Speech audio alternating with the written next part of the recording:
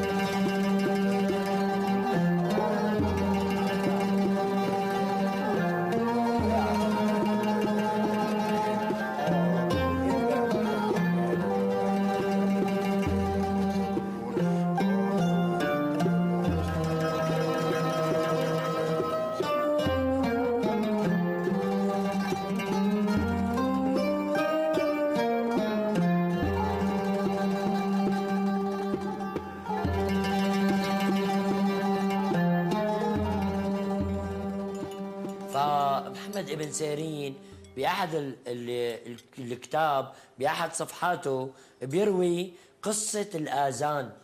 بيقول إنه في أحد الصحابة رأى منام، وبهالمنام شاف حاله إنه طلع لقى فيه المسيحيين إلهم كنائس ولهم أجراس بتقرع مشان الناس تجي بوقت الصلاة. طلع لقى غيرهم كمان بدقوا طبول، إلا الإسلام كانوا يقيموا الصلاة بدون آذان. فإجا بباله أخذ معه طبل صغير، قال بدي روح لعند الرسول وقال له إنه أنا شفت منام وهيك شفت، ومشي. هو ماشي وإذ بشوف أحد الصحابة، قال له لو وين رايح؟ قال له رايح لعند رسول الله، شايف بنومي كذا وكذا وكذا. قال له أحسن من هيك، شو رأيك إنه يكون آذان بيطلع بالصوت من التم وبيصل للعالم وبتسمعوا الناس؟ قال له شلون بده يكون؟ قال له بتقول الله أكبر الله أكبر أشهد أن لا إله إلا الله أشهد أن محمد رسول الله حي على الصلاة حي على الفلاح قد قامت الصلاة قد قامت الصلاة. قال له والله شي حلو. أخذه وركض لعند الرسول، دخل عليه قال له يا رسول الله أنا شفت منام وجرى معي كذا وكذا، وعلى الطريق شافني أحدهم وقال لي اقتراحه يكون الآذان بهالشكل. الرسول صلى الله عليه وسلم لما سمع قال له اسمعني النداء. سمعوا النداء، أمر بلال قال له قم يا بلال انهض إلى السطح وأذن. فطلع وأذن على السطح، فصارت الناس تجي وأعجب هذا الكلام لرسول الله صلى الله عليه وسلم.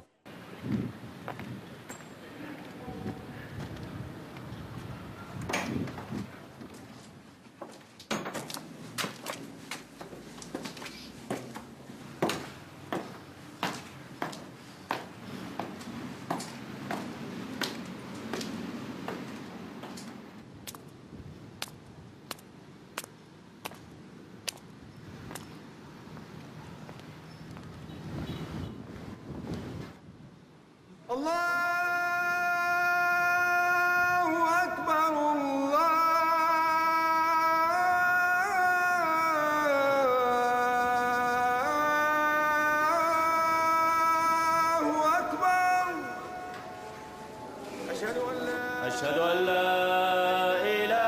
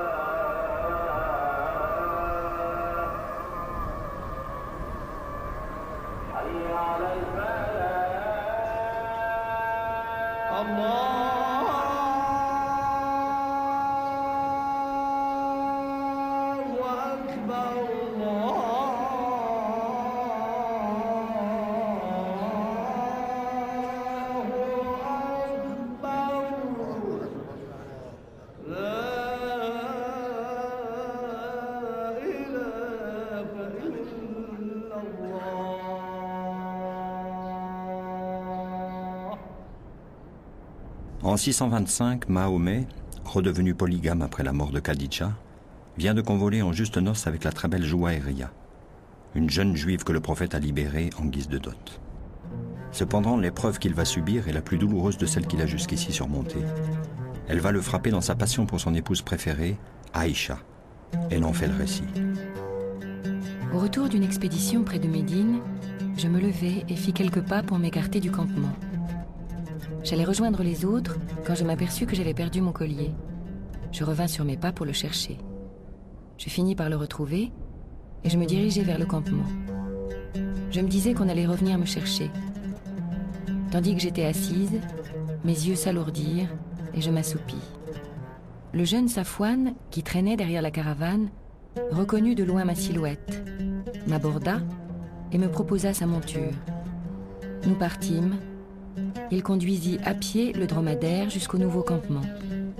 À Médine, je tombais malade, tandis que des rumeurs diffamatoires m'accusant d'avoir fauté avec Safouane allaient bon train. Quand l'envoyé de Dieu convoqua son cousin Ali et le compagnon Oussama, il demanda un dernier avis avant de se résoudre à se séparer de moi. Oussama insista sur ce qu'il savait de ma vertu. Ali, quant à lui, dit « Dieu, ô envoyé de Dieu, n'a pas limité ton choix en femme. Bien d'autres peuvent mieux te satisfaire. » Depuis un mois, Mahomet attendait une révélation à mon sujet. Il prononça la profession de foi et me dit « Écoute Aïcha, si tu es innocente, Dieu confirmera ton innocence, mais si tu as péché, demande le pardon de Dieu et repens-toi. » Je répondis « Si je vous dis que je suis innocente, et Dieu seul sait que je le suis, vous n'allez pas me croire. Et vous ne serez content que si je confesse une faute que je n'ai pas commise. » Un jour, la révélation parvint à l'envoyé de Dieu. Il fut saisi par ce qui le saisit toujours en pareille circonstance. Une oppression qui fait ruisseler sur sa peau une sueur froide, telle une coulée de perles. Quand il en fut délivré, il se hâta de dire « Dieu soit loué, Aïcha. Voilà qu'il vient juste de t'innocenter. » Mère me dit « Lève-toi et va vers l'envoyé de Dieu. » Je dis « Je n'en ferai rien. À Dieu seul j'adresse mes remerciements. »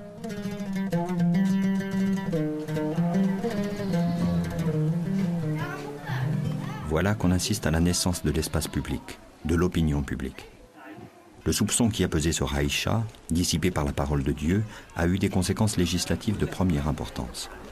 Avant que la loi n'intervienne, il est nécessaire qu'elle constate et dresse le procès-verbal. Alors, qui regarde qui pour en juger? Au grand jour, le problème du témoignage ordinaire a été résolu. Pour les délits courants et les contrats, 2 témoins suffisent. Reste la pénombre de l'intimité sexuelle. Ici, pour tout dérèglement, l'adultère par exemple, 4 témoins seront nécessaires. Qui regarde qui pour en juger? Personne. Personne ne doit commander le regard. Dieu seul peut illuminer de son regard la cité en train de naître.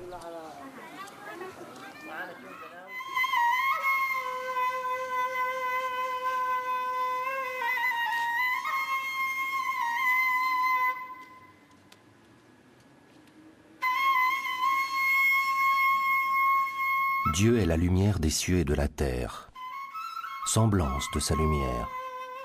Une niche où brûle une lampe, la lampe dans un cristal. Le cristal on dirait une étoile de perles.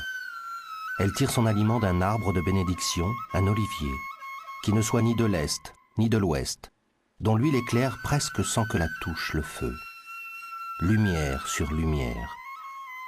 Dieu guide à sa lumière qui il veut, et il use, à l'intention des hommes, de semblance, car Dieu est connaissant de toutes choses. Sourate 24, la lumière.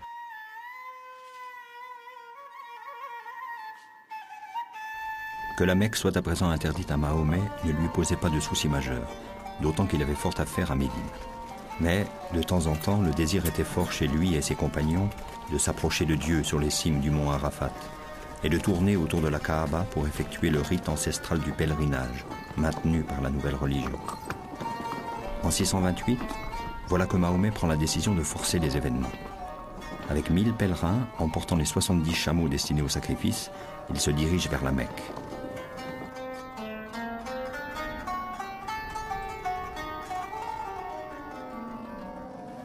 لما خرج الرسول عليه الصلاة والسلام من المدينة عام الحديبية أمر الناس أن يحرموا من أجل أن يبلغ رسالة لقريش أنه يريد العبادة، يريد الطاعة، لا يريد الحرب.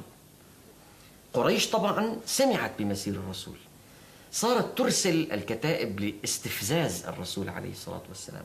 الرسول نهاهم أن يجابههم بأي شيء، صاروا يجولون بخيولهم داخل معسكر الصحابة والصحابة لا يجيبونهم بشيء. أيقن قريش بأنه لا سبيل أمامها إلا التفاوض مع الرسول. بعد أيام طويلة شعرت قريش أنها كلما أرسلت مفاوضا رجع يدافع عن الرسول عليه الصلاة والسلام. أرسلت سهيل بن عمرو، لأن هذا أول مفاوض ترسله قريش منها، هذا اعتراف. أما الرسول عليه الصلاة والسلام فقد قبل من سهيل كل ما طلبه، طلب إليه أن لا يدخل مكة، قال قبلت. ثانيا أن من جاء إلى المدينة مهاجرا بغير إذن والده أو وليه من قريش يجب على محمد أن يرده إلى مكة. نعم. ثالثا من جاء من أصحاب محمد وارتد ولحق بالمشركين لا يجوز لمحمد أن يمنعه. رابعا توضع الحرب 10 سنين، قبل رسول الله كل هذه الشروط. عندما أخبر رسول الله أصحابه بأنه اتفق مع سهيل غضب الأصحاب، لم يقبل هذا أحد، قالوا يا رسول الله كيف تقبل؟ نعم. الرسول يريد فقط البند الذي ينص أنه توضع الحرب. أعطوني فرصة سلام لتنتشر هذه الدعوة. وكان النبي صلى الله عليه وآله À l'époque, le prophète faisait des plans pour conquérir la Mecque. لفتح مكة باعتبار أن مكة تمثل العاصمة الدينية. Elle était la capitale religieuse sacrée qui devait devenir la capitale des musulmans, puisqu'elle était déjà la direction pour la prière et la ville où se trouve la Kaaba.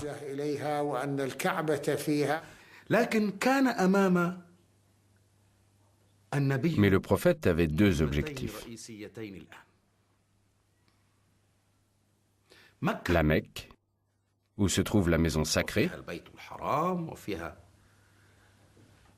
où se trouve le pouvoir, l'élite arabe.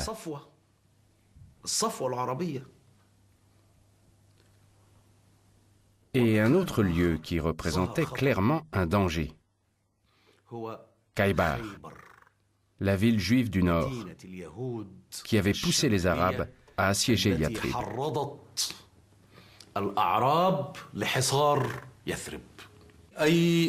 Il y a un autre détail particulièrement important dans la trêve de Hudaybiya, parce qu'il va constituer un précédent pour la définition du pouvoir en islam, pour la définition de l'étendue du pouvoir du chef.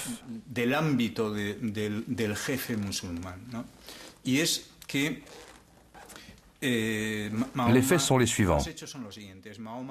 Mahomet envoya Othman négocier avec les Mécois. Ces négociations étaient préparées à l'avance probablement. Othman tardait à revenir.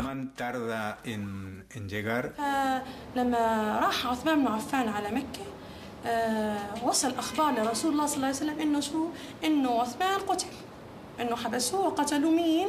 أهل مكة الكفار المشركين. فوقف محمد صلى الله عليه وسلم غاضب وقال للصحابي إنه وقف ليبايعوه الصحابي على إيش؟ على الموت في والقتال المشركين، لأنه عثمان بن عفان واحد من الصحابة. يا محمد يا رسول الله نحن بأمرك، بتحب نقاتلهم، بتحب نحاربهم، نحن تحت أمرك بأي شيء. فبايعوا الرجال، حتى أنه النساء كان لهم دور كبير في هذه البيعة، وبايعوا محمد رسول الله صلى الله عليه وسلم. كان من النساء كثير بايعوا الرسول صلى الله عليه وسلم على أنهم حتى هن بايعوا على إيش؟ على الموت. ولكن عندما وصل الرسول صلى الله عليه وسلم أن ما قالوه عن عثمان بن عفان كان مجرد إشاعة ومجرد كان كلام عادي وليس فيه كل شيء من الصدق، فهدأ صلى الله عليه وسلم، والرسول ابتعد عن فكرة أنه قتال المشركين. Mahomet s'assit au pied de l'arbre et tous passèrent les uns après les autres, posant leurs mains sur lui et lui jurant fidélité. Ils lui jurèrent d'obéir à tous les ordres qu'il donnerait dès maintenant. Ce serment sous l'arbre peut être considéré comme l'origine d'un certain pouvoir absolu du chef musulman, qu'il soit calife ou autre. C'est-à-dire que Mahomet a profité de l'incident pour renforcer le pouvoir. Mahomet est un politique.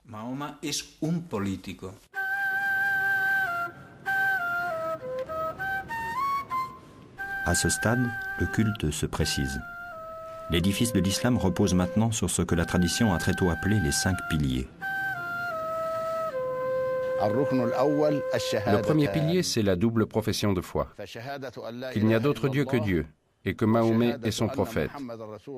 Ces deux professions de foi sont un des piliers de l'islam. Le deuxième pilier est la prière. La prière est le pilier de la foi. Ce que l'on entend par prière, ce sont les 5 prières que le prophète observait. Il a dit « Priez comme vous m'avez vu prier ». Le troisième pilier de l'islam est le jeûne. C'est une des obligations envers Dieu et un des piliers de l'islam sans lequel la foi d'un croyant n'est pas complète.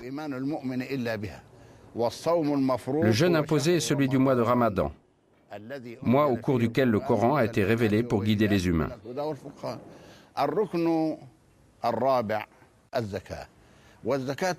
Le quatrième pilier est l'aumône. L'aumône est obligatoire pour un musulman selon certaines conditions. L'aumône est due aux pauvres et aux démunis. Le cinquième pilier est le pèlerinage. Le pèlerinage aussi a ses conditions. Le pèlerinage pour celui qui en a les moyens matériels, physiques.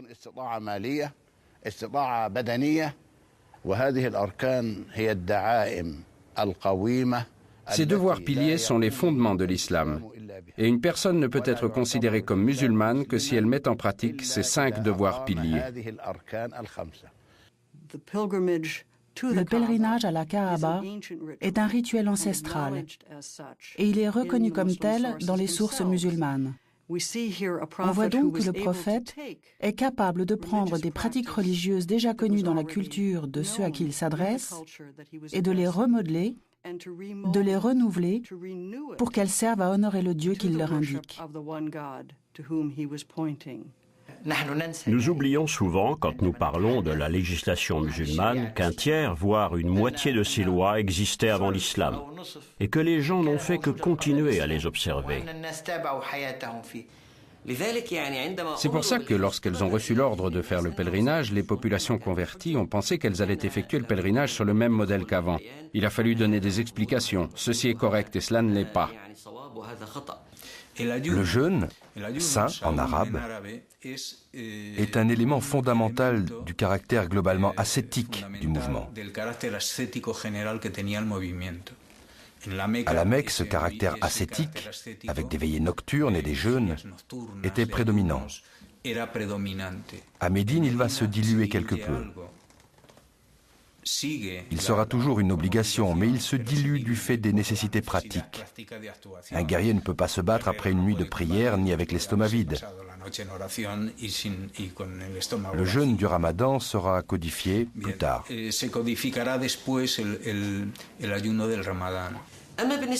Pour ce qui est de la prière, il a donné un ordre de principe. Les gens n'avaient aucune information préalable pour savoir ce qu'ils devaient faire. C'est ce qui les a poussés à poser des questions. Et c'était le rôle du prophète de donner des explications sur le jeûne, la prière et l'aumône. L'aumône ne se donne aux pauvres que si elle se donne d'abord à Dieu. Il s'agit d'obtenir un mérite. Il existe un lexique commercial dans le Coran. Un verset dit que donner l'aumône est un bon marché, c'est-à-dire une bonne affaire. Les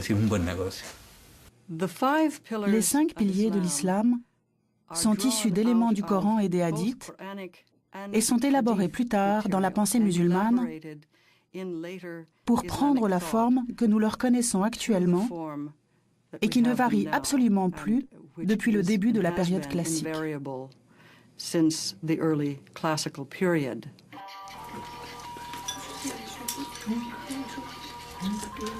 Cultes et rituels sont si importants que dans la sourate 5, dite la table servie, une des dernières révélées, Le verset 3, après avoir donné la liste des aliments prohibés, déclare « Voilà qu'aujourd'hui, j'ai parachevé pour vous votre religion ». C'est toute une foule de menues mesures qui régulent la vie civile et privée qui vont être disséminées ça et là dans le Coran. Elles vont des sanctions concernant le vol, l'ébriété et la diffamation, jusqu'au plus intime des désirs et besoins des personnes. Les prescriptions se divisent en 3 catégories. Il y a les commandements, les interdictions et les choses licites. Il y a des choses complètement interdites, comme par exemple d'adorer les idoles, boire du vin ou les jeux de hasard.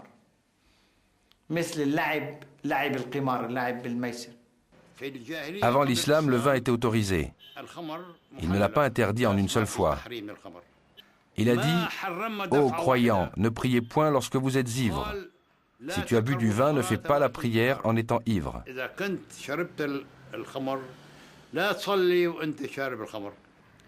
Après que les gens se soient habitués à cela, il a dit « Le vin n'est permis ni dans le cas de la prière, ni dans aucun autre cas. » Il a définitivement interdit le vin, mais y est arrivé progressivement. Il a progressivement jonglé entre le licite et l'illicite jusqu'à ce qu'il parvienne à l'interdiction totale. L'interdiction de la représentation figurative peut sembler refléter des controverses semblables qui occupaient les pensées des chrétiens d'Orient et étaient centrées autour de l'usage ou non des icônes.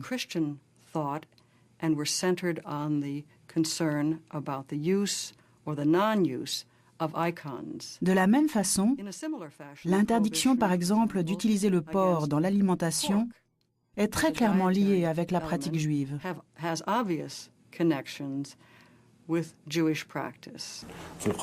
le Coran, il n'y a pas beaucoup d'interdits. Il y a quelques tabous, comme la chair de la bête morte, le sang et la viande de porc, puis le vin, les jeux de hasard, les pierres dressées et les flèches de divination. Ce genre de tabous. Puis les interdits concernant le mariage. Vous sont interdites vos mères, filles, sœurs, etc. Le tabou dans le Coran est limité, rare. Dans le hadith, il y en a beaucoup plus. Il y a des gens qui ne comprennent pas cela. Ils croient que l'islam est une compilation de commandements et d'interdictions. Non. L'essentiel de l'islam, c'est le principe de la chose licite que nul n'a interdite. Dans le Coran, Allah interdit dans un même verset la consommation d'alcool et les jeux de hasard. Quel peut être le lien entre les deux? Dans leur période de grand rassemblement, les Bédouins avaient cette pratique qu'on appelle le maïsir, qui est exactement le terme employé pour jeu de hasard dans le Coran. Un de ces chefs de tribu se mettait à dire « Voilà, moi, je vais égorger 20 chamelles et qu'un tel en fasse autant, s'il en est capable. » Ce défi qu'il jetait à l'honneur de l'autre, naturellement, devait être relevé. Et il arrivait dans certains cas qu'un homme pouvait se ruiner complètement. C'est cette pratique qui est visée dans le Coran, parce que, naturellement, la consommation de vin, d'alcool, dans ces moments-là, augmentait encore la fureur, pour ainsi dire, la folie du défi.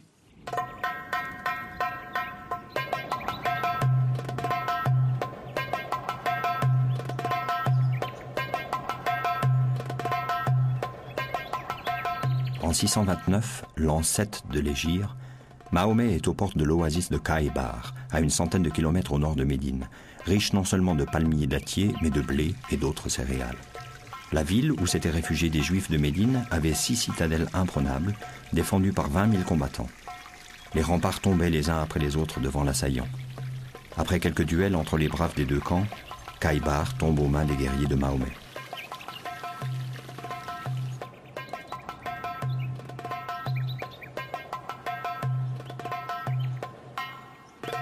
À l'issue de la bataille de Kaïbar apparaît un facteur déterminant. Une richesse indéplaçable, la terre, va désormais faire partie du butin de guerre.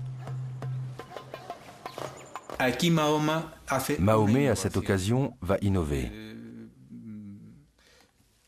Quand on faisait une conquête, le butin était distribué à la manière arabe. Tout ce que Mahomet avait fait jusque-là, c'était de réduire la partie qui lui revenait. Il prenait 1/5, alors que les chefs arabes prenaient 1/4. Mais les vaincus ont dit « Pourquoi ne nous laisses-tu pas ici? Nous exploiterons la terre et nous te donnerons une partie de la récolte. Vous êtes des Bédouins et des soldats. Si nous partons, cette terre va tomber en friche. » Et nous avons ici un nouvel exemple du pragmatisme de Mahomet. Il ne les expulse pas, ce qui marquera un précédent pour les conquêtes à venir. Ils gardent leurs terres et vont payer une rente à la communauté musulmane, qui la redistribuera selon l'ordre islamique.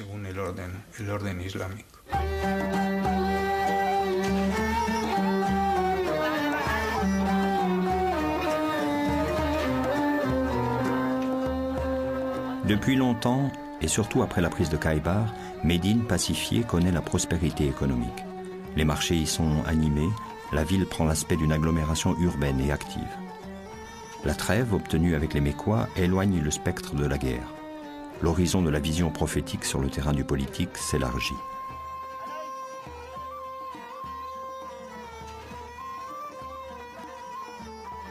Des compagnons sont expédiés vers les provinces éloignées. Connaissant depuis longtemps les puissants des autres États, Mahomet aurait fait rédiger par ses secrétaires des missives aux grands de la terre.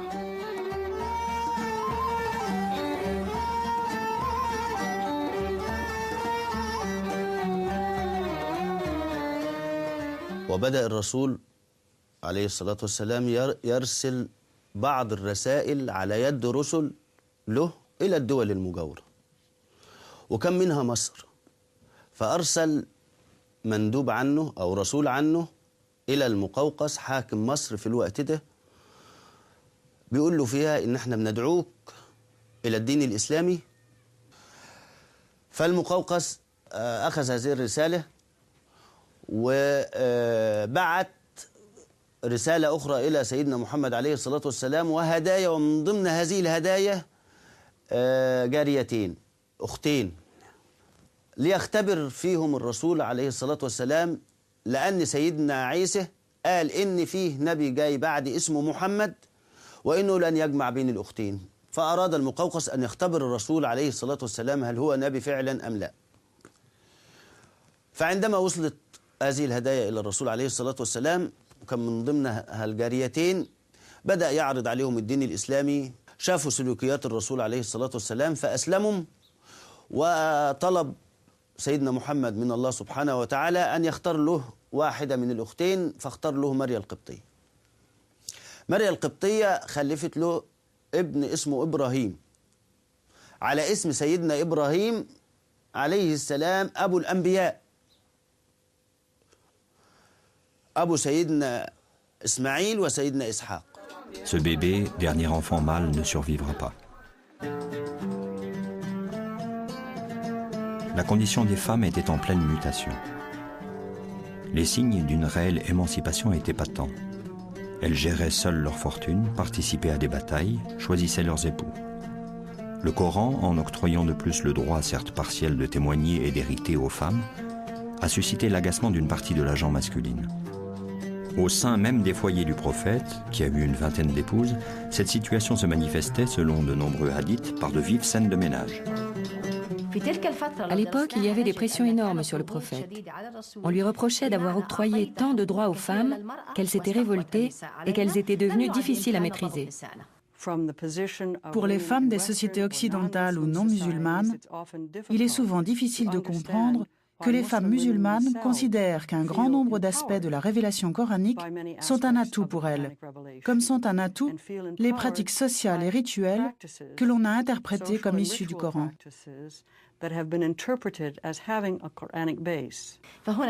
Nous devons donc établir une distinction entre le projet initial du prophète et les pressions de l'époque. Les compagnons, avec à leur tête Omar, ont joué un rôle important. Mais il ne faut pas les sacraliser, car eux aussi étaient des hommes politiques, avec leurs défauts. Mais du point de vue musulman, on considère que le Coran peut avoir posé les fondements de l'amélioration historique du statut de la femme et peut aussi servir de base à travers la réinterprétation de certains versets du Coran à la possibilité pour la femme de gagner une place beaucoup plus importante dans les sociétés musulmanes elles-mêmes. Nous savons qu'Omar était un des plus influents et des plus novateurs en matière de gouvernement. Mais il avait aussi des défauts. C'était un des plus misogynes, et il est notoire qu'il a fait pression sur le prophète pour qu'il durcisse certains commandements qui concernent les femmes, y compris la recommandation de les frapper.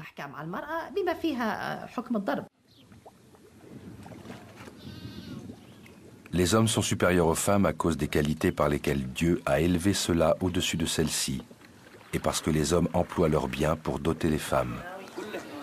Les femmes vertueuses sont obéissantes et soumises. Elles conservent soigneusement pendant l'absence de leur mari ce que Dieu a ordonné de conserver intact.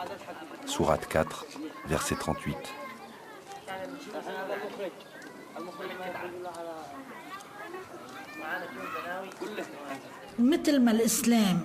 L'islam a donné à la femme le droit de témoigner, droit qui n'existait pas avant l'islam. Il a permis que le témoignage de deux femmes égale celui d'un seul homme. Il en est de même pour l'héritage. Prenons un exemple.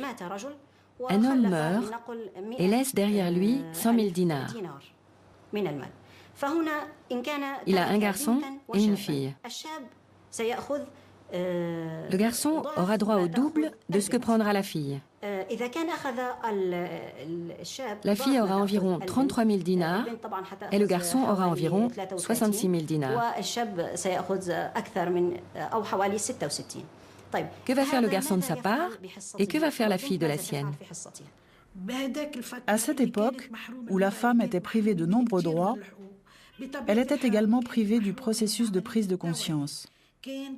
L'islam a donné à la femme la moitié de ce qui revient à un homme.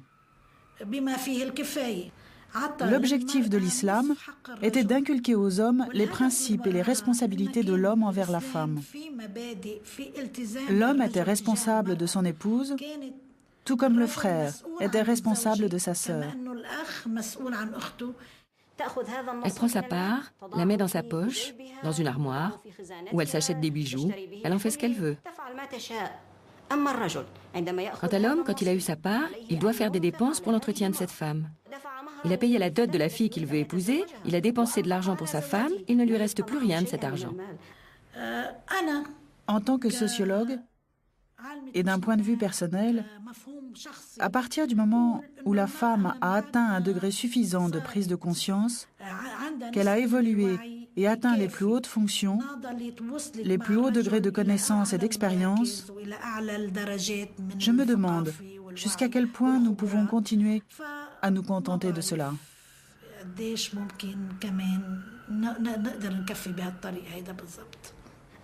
Quant à la sœur, sa part est restée telle qu'elle, si elle ne l'a pas fait fructifier entre-temps. La femme est donc gagnante et non perdante.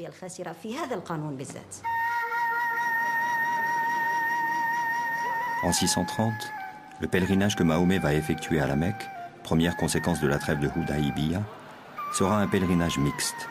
Païens et fidèles musulmans seront mélangés dans la même procession. De retour à Médine, Mahomet va recevoir la conversion inattendue de plusieurs notables mécois, hier ennemis acharnés, devenus depuis de précieux compagnons. Mahomet est devenu fort, il est devenu clément.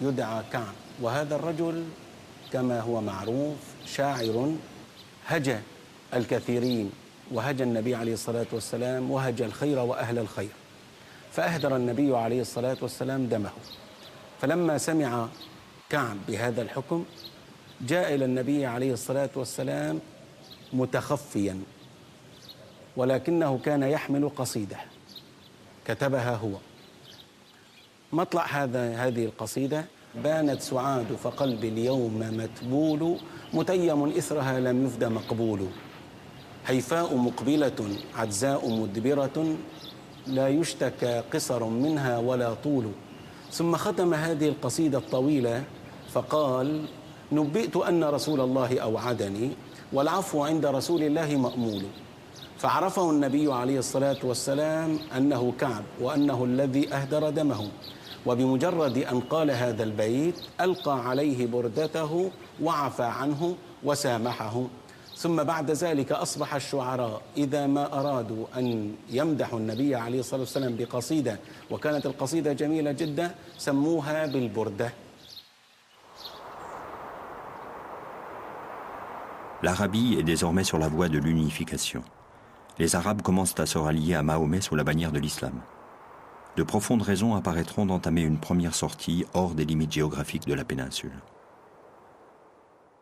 Le prophète avait une très bonne connaissance de ce qui se passait dans le monde environnant. Son message s'adressant à l'ensemble de l'humanité, il était nécessaire qu'il le fasse parvenir aux peuples voisins de la péninsule arabe.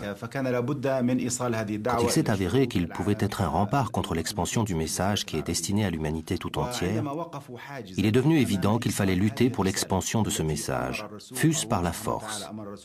Il a donc fallu préparer le terrain. Il fallait connaître la géographie. Les soldats devaient connaître cette terre et connaître les méthodes de combat des Perses et des Byzantins. À mon avis, la bataille de Mota a été la première expérience militaire internationale pour le jeune État musulman, en dehors du contexte de la péninsule arabe. C'était une expérience nécessaire pour que le jeune État puisse prendre ses marques dans le monde environnant. كان تطلع المسلمين إلى منطقة الأردن منذ السنة السادسة للهجرة والأسباب اللي دفعتهم لذلك هو محاصرة اقتصاد قريش وطرح نفسهم بديل كمتعاملين تجاريا مع بيزنطة ومع القبائل العربية في منطقة بلاد الشام أو مع منطقة بلاد الشام. وكانت معركة مؤتة هي أول لقاء عسكري حقيقي بين العرب المسلمين وبين رعايا الدولة البيزنطية. لا نقول البيزنطيين لأنه المواجهة كانت مع نصارى العرب في منطقة مؤتة.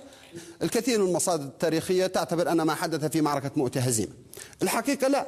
يعني من وجهة نظر عسكرية حتى الانسحاب في وقته إذا كان فيه تأمين للجيوش وسلامتها وانسحابها بكل معداتها وكل رجالاتها فهذا بحد ذاته يعني نصر. كانت هنا تصنع سيوف تسمى بالسيوف المشرفية وهي سيوف بيزنطية ويقال بأن أحد أسباب معركة مؤتة هي سحب الأسلحة أو أخذ أسلحة أو سيوف مشرفية لاستخدامها في الفتح القادم فتح مكة الذي اعتبره الرسول عليه الصلاة والسلام مقدمة حقيقية لفتح الجزيرة العربية لما كانت قريش تتمتع به من سيادة على القبائل العربية كلها فهي التي جمعت القبائل في إلافات اقتصادية وسياسية وهي التي فيها توجد الكعبة محج العرب ومحج كل القبائل وبها أوثان وأصنام القبائل الأخرى فبالتالي كان لها تأثير وكان الرسول صلى الله عليه وسلم يعلم بأنه إذا لم تفتح مكة لا يمكن للدين الإسلامي أن ينتشر في الجزيرة العربية. À mesure que la communauté s'élargit et se transforme, la révélation continue à légiférer.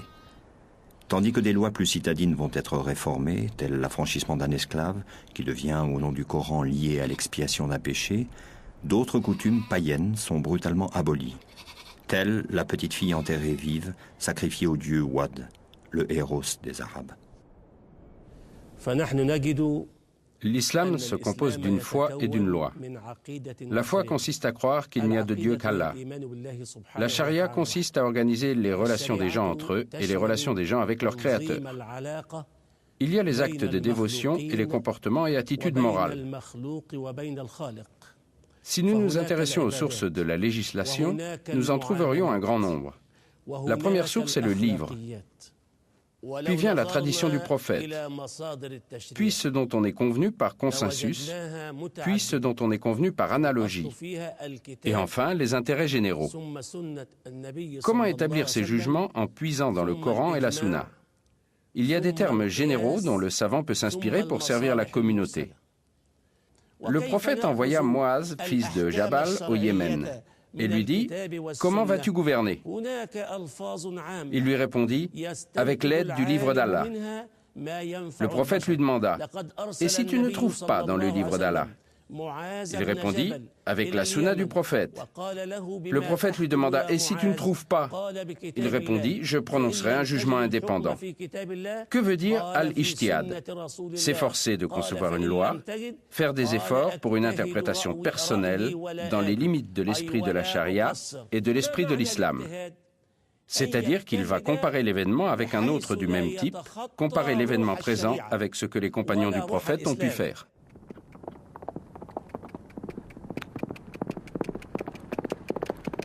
S'étrangler au vent du galop, faire jaillir le feu du choc des sabots, au petit matin donner l'assaut dans un soulèvement de poussière qui porte au cœur de la mêlée.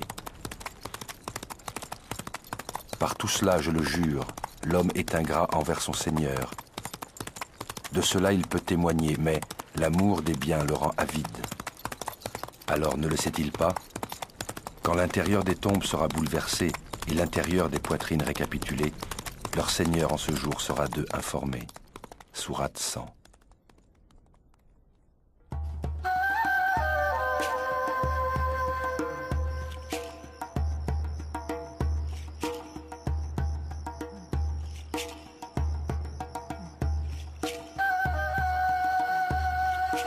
Quelques mois plus tard, en 630, avec 10 000 soldats, Mahomet assiège la Mecque. On allume partout autour de la ville 1000 foyers d'immenses flammes. Sorti à la tombée de la nuit pour s'enquérir de ce qui se passe, Abu Sufyan, le chef des Mécois, est conduit au campement du prophète. Après une longue discussion, il finit par reconnaître l'unicité de Dieu, mais refuse de prononcer le reste, c'est-à-dire la reconnaissance de la mission céleste de Mahomet. On l'y contraint. Puis il rentre auprès des Mécois pour leur annoncer qu'ils doivent embrasser l'islam s'ils veulent éviter un désastre.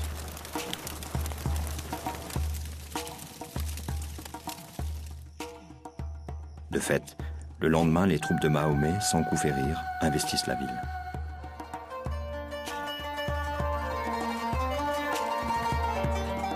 En ce jour, Mahomet reprend un geste fort, celui-là même que le Coran affirme avoir été celui du fondateur, Abraham. Il brise toutes les idoles. Dans ce panthéon, la Kaaba, il a seulement conservé, affirment certaines sources, l'image de Marie et de son fils.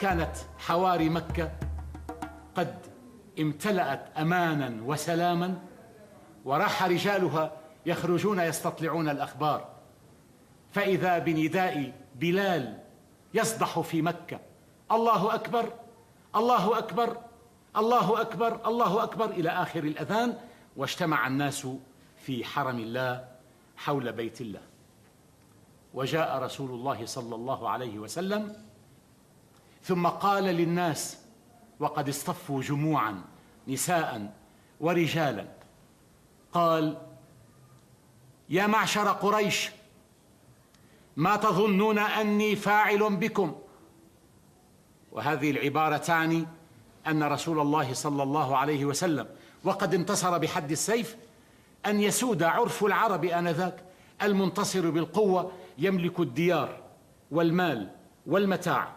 ويملك الرجال ورقابهم والنساء والأولاد وقال يا معشر قريش ما تظنون أني فاعل بكم فقال أحدهم خيرا يا رسول الله أخ كريم وابن أخ كريم قال عليه الصلاة والسلام أقول لكم كما قال يوسف لإخوته لا تثريب عليكم اليوم يغفر الله لكم اذهبوا فأنتم الطلقاء هذا المشهد يحتوي حقيقة الإسلام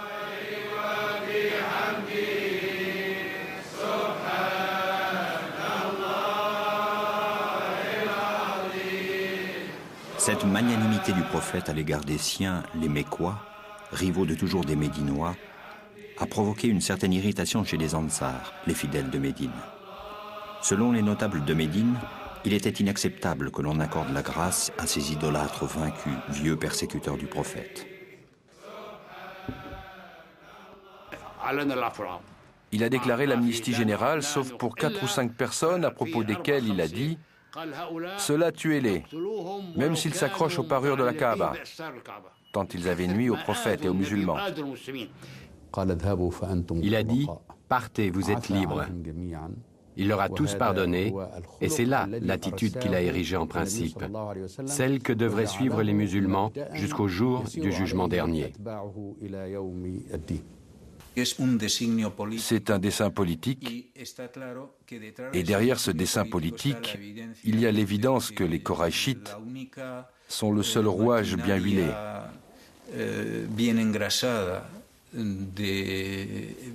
Et qu'ils constituent la seule élite d'hommes compétents en Arabie. Mahomet voyait bien que s'il arrivait à unifier la péninsule, et si avec l'aide de Dieu une expansion s'amorçait, il allait avoir besoin des Koraïchites en tant que classe dirigeante. Il a dit « Vous êtes libres ». Les gens n'avaient pas saisi les visées et les objectifs de cette prédication, qui tendait à unifier les Arabes et à les faire sortir de l'espace étroit du commerce pour les lancer à la conquête d'un monde plus vaste, plein de richesses, et créer un empire musulman. Après la prise de la Mecque, lors d'une dernière tentative pour battre les troupes du prophète, les nomades et les païens ont réuni une immense armée. Là, dans le profond défilé de Hunayn, une bataille décisive va se dérouler. Les troupes de Mahomet frôlent la défaite. Et le Coran d'insister, s'adressant à Mahomet, « Ce n'est pas toi qui as tiré la flèche, c'est Dieu qui l'a fait. » قبيلة هوازن وثقيف قبيلتين من القبائل العربية التي كانت في مكة أو حول مكة لما سمعوا أن الرسول صلى الله عليه وسلم انتصر وفتح مكة فأصبحوا يجمعوا من القبائل والجيوش. سمع المسلمون أن هوازن وثقيف يجمعون الجموع عليهم فأرسل النبي صلى الله عليه وسلم رجلا بمثابة المخابرات اليوم لكي يأخذ أخبار القبائل ماذا يفعلون. وهذا من السنة أن يستخبر الإنسان عن أعدائه. وهذا الرجل ذهب وفعلا تسرب وتلصص إلى داخل أخبار المشركين وعاد إلى النبي صلى الله عليه وسلم وقال له هناك حشود وهناك قبائل وجيش من الكفار وعددهم يزيد على 20,000 أو 30,000 مقاتل. لبس عدة الحرب عليه الصلاة والسلام وعند ذلك جهز من معه. بعد ذلك التقى المسلمون مع الكفار بين الشعاب، هؤلاء مستعدون على أتم استعداد. فعند ذلك حصلت المعركة ولما هجم الأعداء بهذا العدد تفاجأ المسلمون بهذه الكثرة الكاثرة وكادوا أن يفروا عن رسول الله صلى الله عليه وسلم بل هرب الكثير منهم كما قالت الآية الكريمة ثم وليتم مدبرين. وحصلت هناك معجزات كثيرة للنبي صلى الله عليه وسلم فأخذ حفنة من التراب وقال شاهت الوجوه ونثرها عليهم فهزمهم الله تعالى. وعند ذلك كانت المعركة فيها انتصار للمسلمين بلطف من الله وهزم الأعداء وذهبوا وانهزموا إلى الطائف ومكثوا بمنطقة اسمها أوطاس ثم تابعهم النبي صلى الله عليه وسلم والحمد لله رب العالمين. À 62 ans, Mahomet n'a pas achevé son œuvre. Il n'a plus qu'une année à vivre. À la tête d'un État, il reste, selon les chroniques, pauvre et détaché du monde. Il ne va rien léguer, si ce n'est le souvenir d'une révélation logée dans la mémoire de ses nombreux compagnons. On attendra une génération après sa disparition pour que ce legs se matérialise en un livre, le Coran.